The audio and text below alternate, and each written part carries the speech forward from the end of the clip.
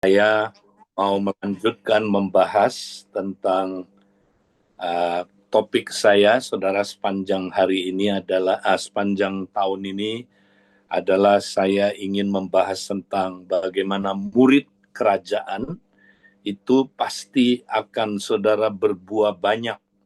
Ya, kalau kita murid kerajaan, kita pasti berbuah banyak. Nah, bagaimana kita berbuah banyak, saudara? Kalau ya kita mempraktekkan seperti yang Yohanes 15 katakan, kalau kita tinggal di dalam Kristus dan firman-Nya tinggal di dalam kita, maka kita pasti akan berbuah banyak. Nah, kita sudah banyak membahas tentang bagaimana kita tinggal di dalam Kristus lewat praktek doa. Ya, praktek kita, saudara, praktek coram Deo, kita tinggal di dalam Kristus. Nah, kita juga mulai membahas tentang bagaimana firman harus tinggal di dalam kita. Nah, hari ini, saudara, saya mau membahas tentang bagaimana kita membiarkan firman tinggal di dalam akal budi kita, saudara. Supaya terjadi apa? Pembaharuan akal budi. Nah, karena itu hari ini saya mau membahas tentang bagaimana kita mengalami pembaharuan akal budi. Nah, saudara, mari kita langsung melihat ayatnya, saudaraku. Ya, kita sama-sama ingin melihat di dalam Roma pasal yang ke-12. Ya, nah ini ayat kita sudah sering baca, tapi hari ini saya mau mengupas, saudaraku, ya, lebih dalam lagi ayat yang kedua. Nah, kita biasa sudah banyak membahas tentang ayat yang pertama. Ya, karena itu saudara-saudara, demi kemurahan Allah aku menasihati kamu supaya kamu mempersembahkan tubuhmu sebagai persembahan yang hidup, yang kudus dan yang berkenan kepada Allah. Itulah ibadahmu yang sejati. Ayat yang kedua, janganlah kamu menjadi serupa dengan dunia ini, tetapi berubahlah oleh pembaharuan budimu, sehingga kamu dapat membedakan manakah kehendak Allah, apa yang baik, yang berkenan kepada Allah, dan yang sempurna. Nah, saudara, kalau kita lihat dua ayat ini, saudara, ini adalah dua ayat yang sangat penting, saudara. Ini adalah, saudaraku, ya, follow up dari setelah Paulus membahas panjang lebar tentang, saudaraku, apa itu konsep keselamatan, ya, dari pasal 1 sampai pasal yang ke-11. Kemudian, saudaraku, dia melanjutkan dengan Roma 12 ayat 1 sampai seterusnya. Karena itu, ya, karena sudah dia bahas tentang konsep keselamatan, bahwa kita sudah diselamatkan, saudaraku, oleh kasih karunia. Ya, konsep keselamatan itu, saudaraku, ya, bahwa kita, saudaraku, adalah orang-orang yang diselamatkan karena kasih karunia oleh iman. Karena itu, saudara-saudara, karena Yesus adalah Tuhan dan Juru Selamat kita, ya, maka, saudara, demi kemurahan Allah aku menasihatkan kamu supaya kamu mempersembahkan tubuhmu sebagai persembahan yang hidup, yang kudus, yang berkenan kepada Allah. Itu adalah ibadahmu yang sejati. Jadi, saudara, ya, Paulus membahas tentang, saudara, ya, kita mesti selalu beribadah. Ya, kita mesti terus hidup beribadah. Nah, beribadah itu apa, saudara? Mempersembahkan tubuh kita, ya. Kenapa tubuh kita? Nah, kita sudah belajar ini, saudara. Karena, saudara, ya, di dalam tubuh kita, ya, ada semuanya, saudara. Tubuh adalah kontainer dari seluruh hidup kita. Ya, di dalamnya ada roh kita, jiwa kita, ya, itu ada di dalam tubuh kita. Jadi sebenarnya Yang dimaksud kita mesti mempersembahkan seluruh hidup kita, ya, saudara, seluruh hidup kita. Dan bukan hanya itu, saudara, alasan berikutnya kenapa kita mempersembahkan tubuh kita, saudara, karena tubuh kita bukan milik kita lagi. Tubuh kita adalah milik Kristus, saudara. Sudah dibeli dengan harga tunai. Ya, saudara, karena itu kita mesti persembahkan tubuh kita. Ya, karena tubuh kita adalah bait Allah. Di dalamnya, saudaraku, ya, ada semua, saudaraku, ya, yang menjadi, saudaraku, tempat kediaman Allah. Kemudian, saudaraku, ya, kita mempersembahkan tubuh kita, saudara, karena, saudaraku, problem kita adalah di dalam tubuh kita.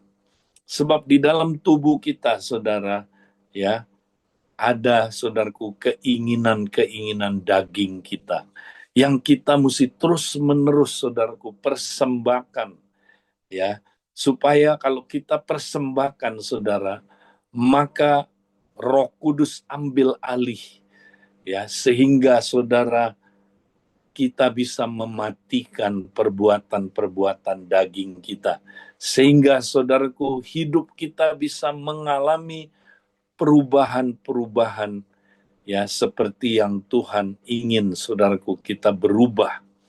Nah, itulah sebabnya, saudaraku, di dalam ayat yang kedua dia berkata, janganlah kamu menjadi serupa dengan dunia ini, tetapi berubahlah oleh pembaruan budimu, sehingga kamu dapat membedakan manakah kehendak Allah, apa yang baik, yang berkenan kepada Allah, dan yang sempurna. Nah, saudara, jadi kalau kita, saudaraku, mau berubah hidupnya, saudara, maka kita mesti praktek Roma 12 ayat 1 sampai ayat yang kedua ini. Kita nggak bisa memisahkan kedua ayat ini, saudara. Nah, saya melihat banyak sekali pembahasan, ya, tentang Roma 12 ayat 2. Ya, banyak orang langsung bahas ayat 2 tanpa bahas ayat 1, nggak bisa, saudara. Ini berkaitan, ya. Jadi ayat 2 bisa kita lakukan kalau kita praktekkan ayat 1 dulu, ya. Nah, tapi, saudaraku, kalau kita cuma praktek ayat 1, kita tidak praktek ayat yang kedua, kita juga nggak bisa mengalami perubahan seperti yang Tuhan mau. Ya, nah, makanya orang Kristen, saudara, mesti praktek dua ayat ini, saudaraku, ya, bersama-sama, ya, baru kita bisa mengalami, ya, perubahan hidup.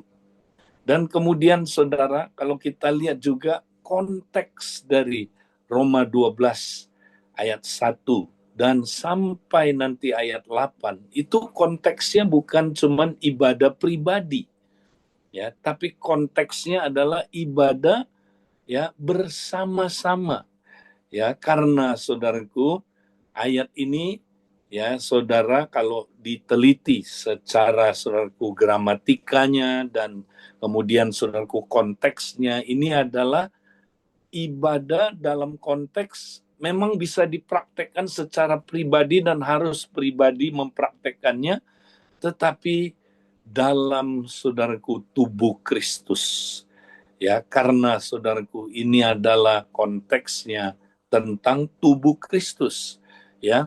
Jadi, saudara, kalau kita sedang ibadah, saudara, ya, kita mempersembahkan tubuh-tubuh kita sebagai satu, apa, saudaraku, persembahan yang kudus, saudaraku, ya. Jadi kita sebenarnya, saudaraku, sedang mempraktekkan, ya, ibadah di dalam konteks, saudaraku, tubuh Kristus.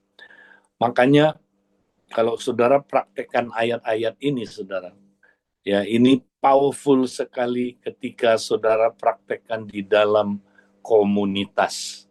Ini paling bagus dipraktekkan di dalam, saudaraku, kompak. Paling bagus dipraktekkan di dalam komsel. Ya, tapi bukan berarti ini nggak bisa dipraktekkan pribadi, ya. Bisa, tapi dalam konteks kita ada di dalam tubuh, kita bagian dari tubuh Kristus, ya. Nah, jadi saudara, tiap hari kita harus praktekkan ini pribadi, tapi ingat konteksnya adalah kita anggota dari tubuh Kristus. Ya, kita anggota dari tubuh Kristus, kita bagian dari tubuh Kristus. Kita nggak bisa sendirian, saudara. Nah, karena itu, saudara, ya kita sekarang melihat, saudara, next. Jadi bagaimana kita mengalami pembaharuan akal budi? Nah, makanya yang pertama kita mesti mempersembahkan tubuh kita ya di dalam ibadah sejati kita. Jadi tiap hari, saudara, ya kita mesti persembahkan tubuh kita ya sebagai apa, saudaraku? Ya, sebagai persembahan yang hidup, yang kudus, yang berkenan kepada Allah, sebagai ibadah kita yang sejati. Tiap hari, saudara, kita persembahkan, ya. Tapi jangan lupa, saudara, kita harus ingat kita bagian dari tubuh Kristus, ya. Kita bagian dari tubuh Kristus. Kita persembahkan tubuh kita. Ya, nah setelah kita persembahkan tubuh kita, saudara, maka kemudian saudaraku kita mesti lakukan apa, saudara? Ya, barulah kita datang kepada Tuhan. Tuhan, tubuhku adalah milikmu, Tuhan. Tuhan, seluruh yang ada di dalam tubuhku ini milikmu, Tuhan. Tuhan, aku adalah rumah Tuhan. Aku adalah ya tempat kediaman-Mu, Tuhan. Manusia batini aku, Tuhan.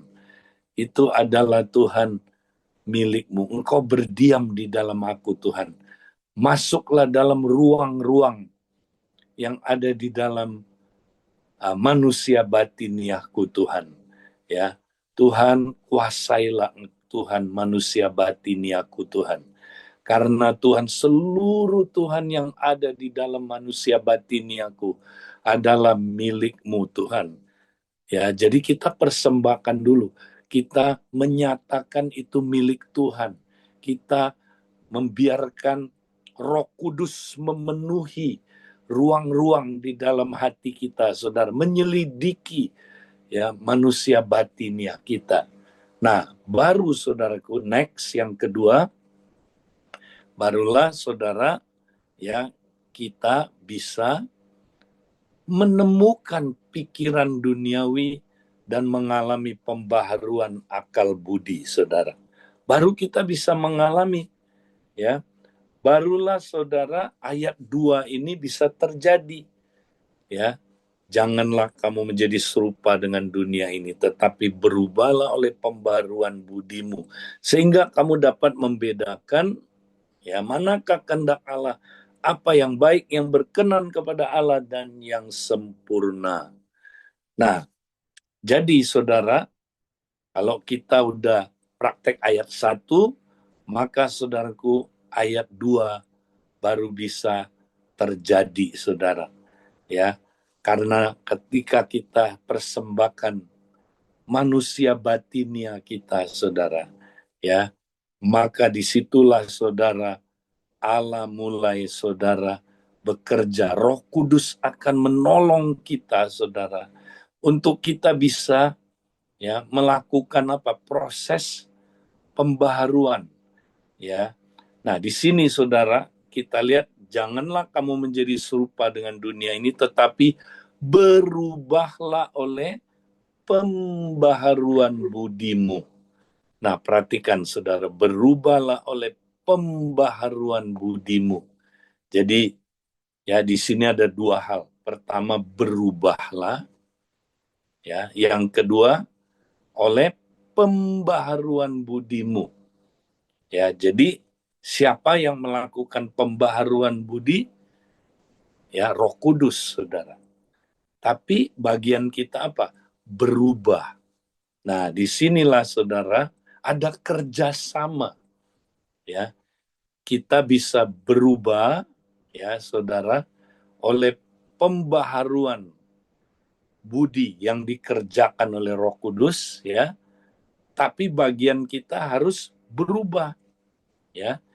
Kita harus berubah. Jadi pembaharuan di sini, saudara, adalah proses kerjasama antara Roh Kudus dan kita setiap hari dan terus-menerus menuju akal budi semakin serupa Kristus, saudara. Nah, apa itu yang mau diperbaharui oleh Roh Kudus, saudara? Yang dia mau perbaharui adalah akal budi kita, ya. Nah, akal budi itu adalah apa, saudara?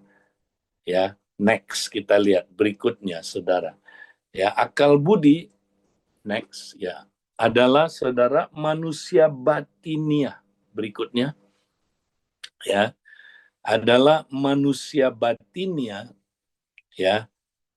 Karena akal budi di sini ditulis ya dengan kata nous, ya, itu artinya bukan hanya pikiran, ya, akal sehat aja, bukan hanya akal, saudara, ya, tapi lebih dari akal. Makanya saya gabung dengan akal budi, ya. Jadi manusia batinia itu adalah, saudara, pikiran, perasaan, kehendak, hati nurani, dan lain-lain, ya, yang nggak kelihatan, saudara. Manusia batinia kita, ya. Jadi pikiran kita, perasaan kita, kehendak kita, hati nurani kita, bahkan termasuk pikiran bawah sadar.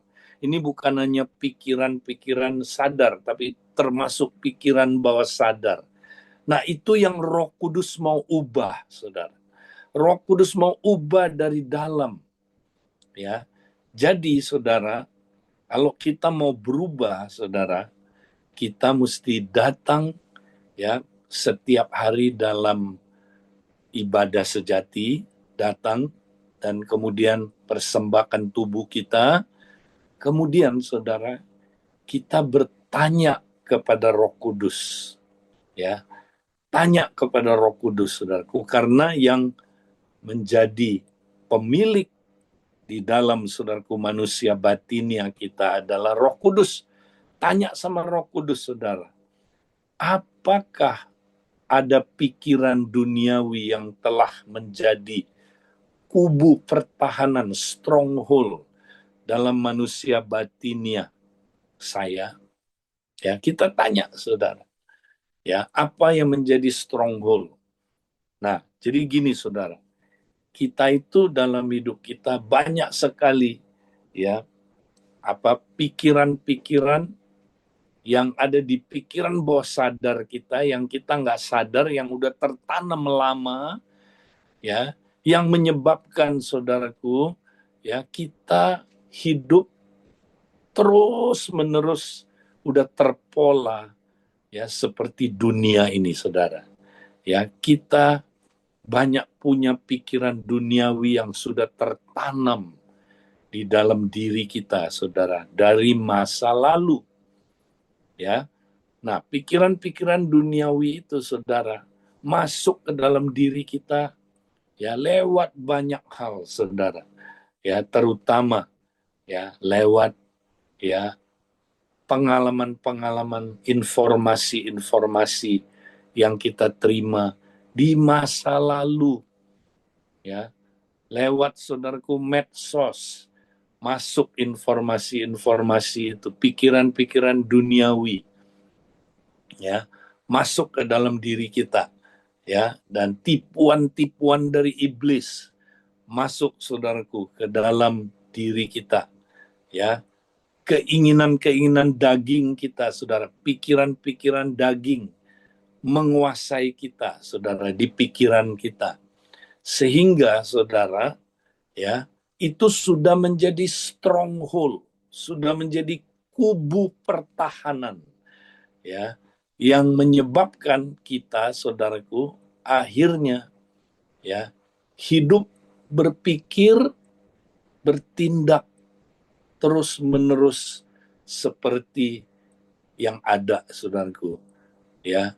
Jadi kalau pikirannya duniawi, pikirannya duniawi, maka tindakannya, saudaraku, juga duniawi. Ya, kalau pikirannya, saudaraku, jahat, tindakannya jahat.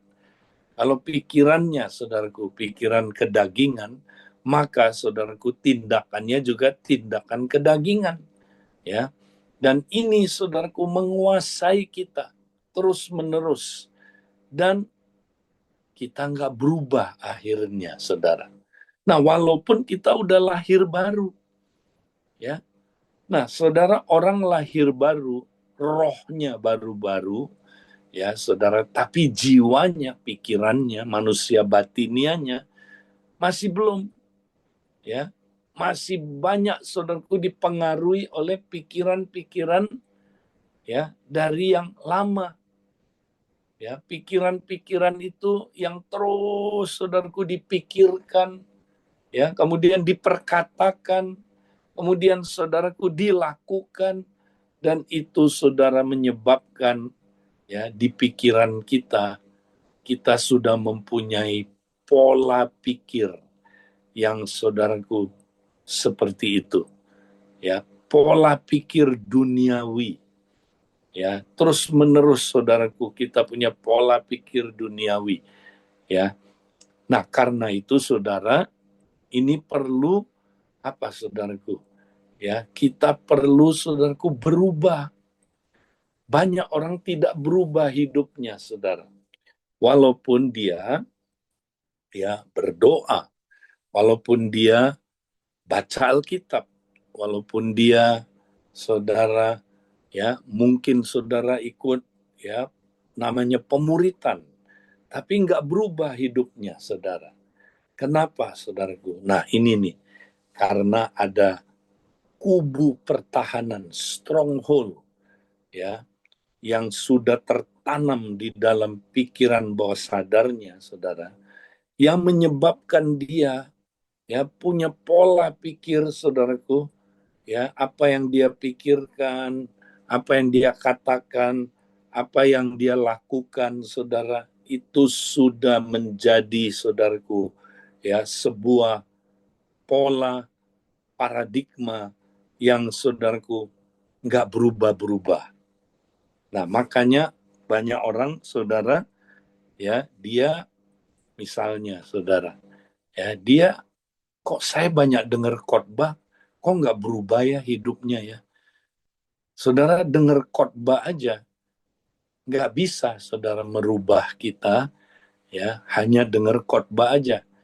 Ya, mungkin dengar khotbah, wah, kita diberkati, saudara, wah, luar biasa, ya, bagus, saudara, ya, kita dapat pencerahan, bagus, itu nggak salah, tapi hanya sampai di situ aja, kita nggak berubah, saudara. Nah, supaya kita berubah, makanya kita mesti mengalami pembaharuan akal budi ini. Nah, gimana, saudaraku, melakukannya? Gimana kita, saudara, bisa mengalami perubahan?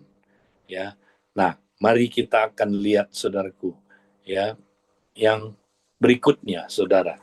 Jadi, kita minta supaya Roh Kudus menyatakan, saudara, ya, kepada kita, ya, apa yang menjadi kubu-kubu, ya, stronghold di dalam pikiran kita, ya, yang membuat kita, saudaraku, ya, tidak bisa berubah seperti yang Tuhan mau, ya.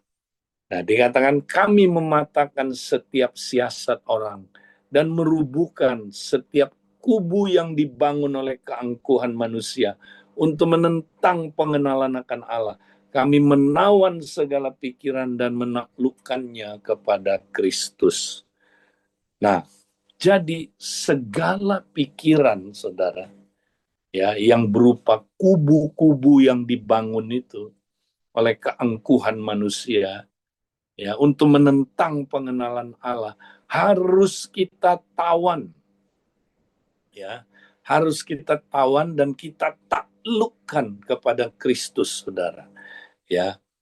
Nah, makanya, saudara, kita perlu apa, saudara? Kerjasama dengan Roh Kudus, sekali lagi, saudaraku, ya Roh Kudus akan menolong kita.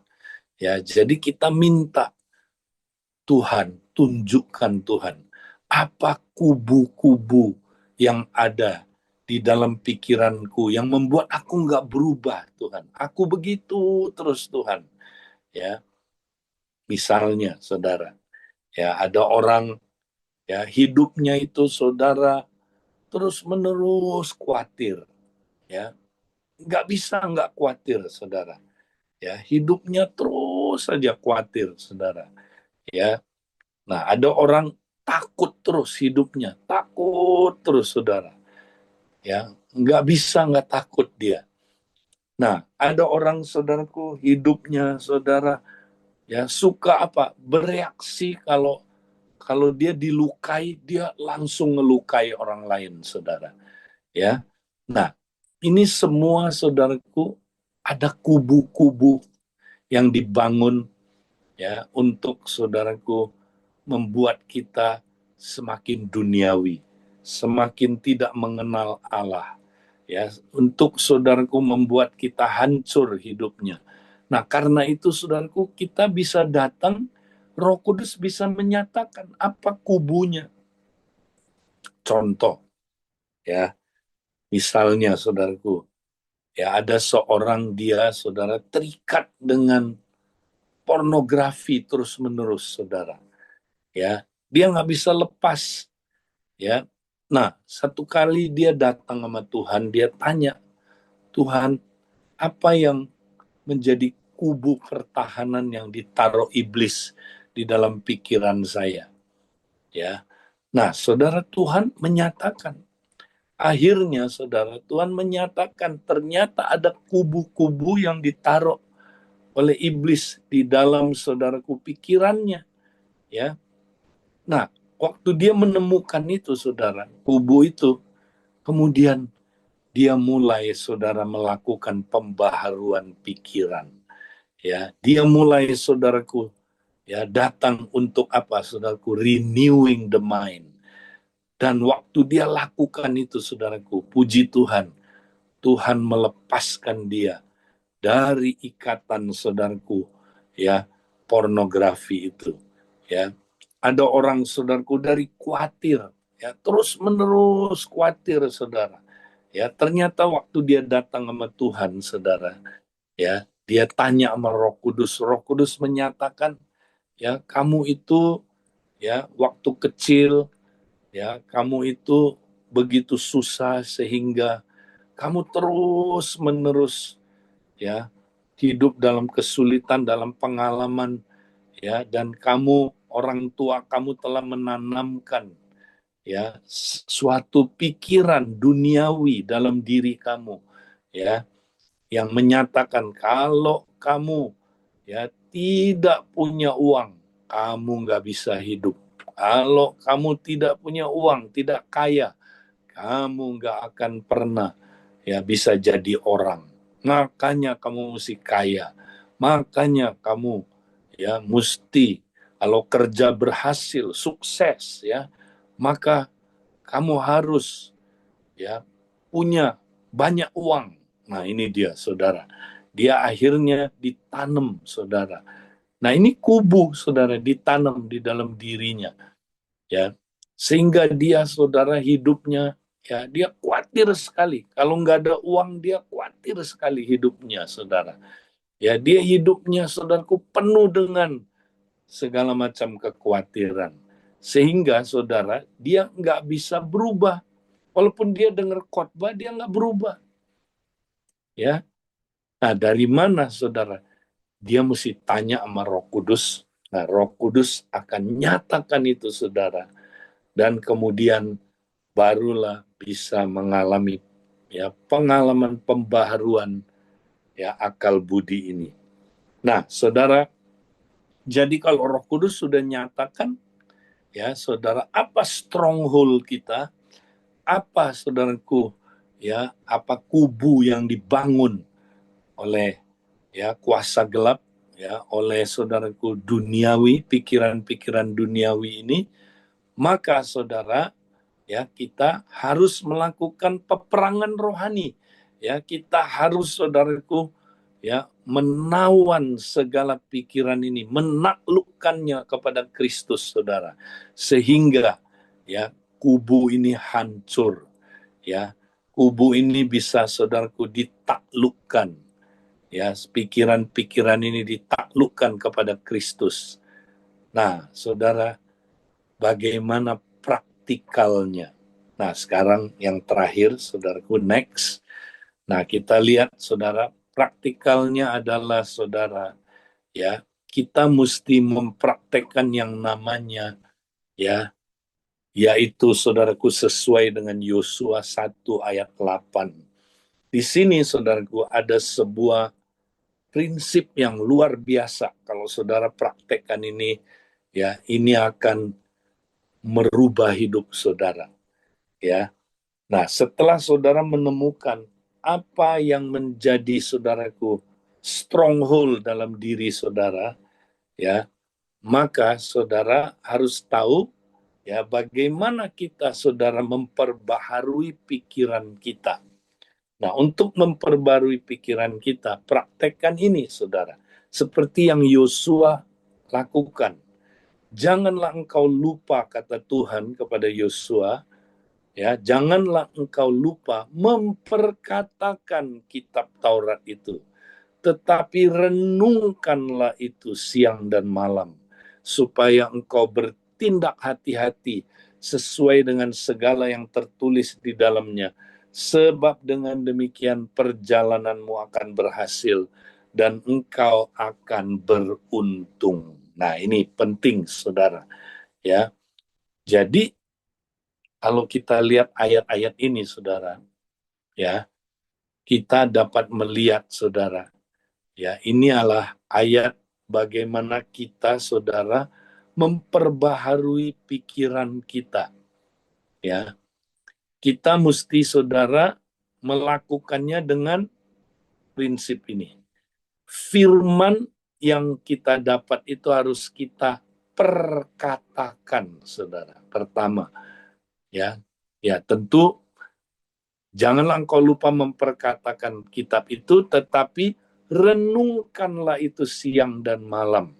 Ya, jadi pertama renungkan itu dulu siang dan malam. Ya, jadi artinya apa? Repetisi, saudara.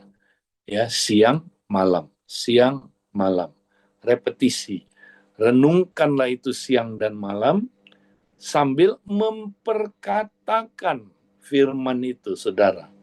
Kemudian baru bertindak hati-hati. Ya, jadi pertama renungkan itu siang dan malam sambil mengucapkannya, memperkatakannya. Nah, jadi saudaraku kita praktek ini, kemudian baru melakukannya, ya, bertindak melakukannya, saudara. Nah, kalau kita lakukan ini, kita akan berhasil hidup kita, saudara. Kita akan berhasil, ya. Nah, jadi saudara, prosesnya adalah repetisi menanam firman setiap hari. Ya, saudaraku, kita mesti lakukan ini, saudara. Barulah kita akan mengalami pembaharuan, ya. Nah, saya kasih praktikalnya sekarang, saudara. Ya, saya pernah, saudaraku, mengalami takut sekali, saudara. Ya, satu waktu, saudara, ya, saya tiba-tiba, saudaraku, ya, diserang terus oleh ketakutan.